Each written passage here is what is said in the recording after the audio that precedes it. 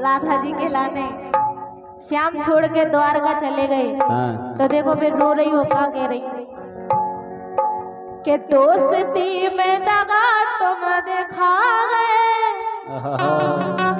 बेचारी रो रही हो, कलप रही हो, कह रही यही मैं राग बिगड़ू के दोस्ती में दगा तुम दिखा गए, हमें घायल कर गए राजा। दोस्ती में दगा तुम दिखा गए, हमें घायल कर गए राजा।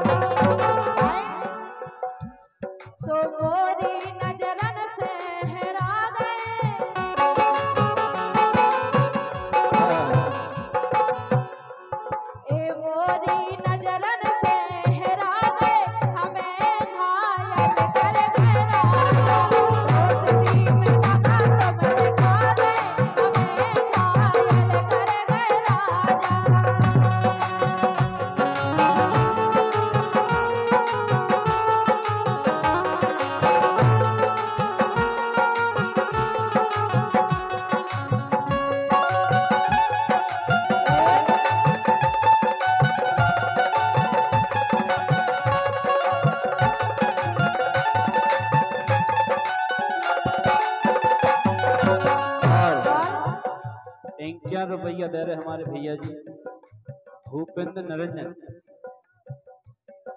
देवेंद्र निरंजन।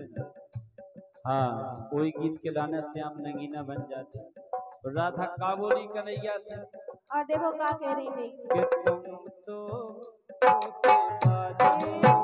वादा करके भूल जाते हो, तुम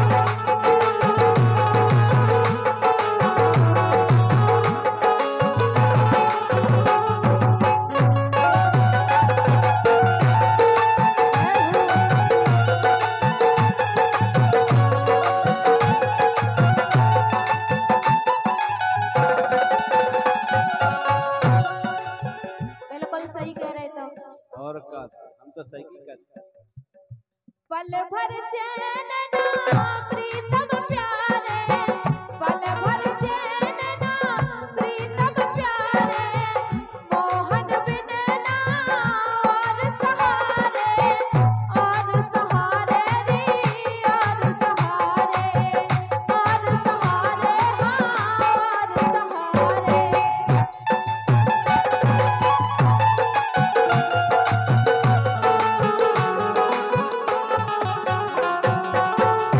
और पंकज को बजा रखा गए,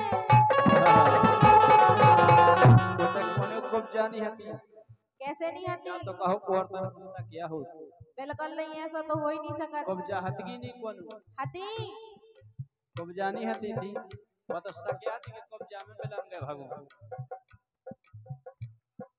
पंकज को बजा रखा गए, हमें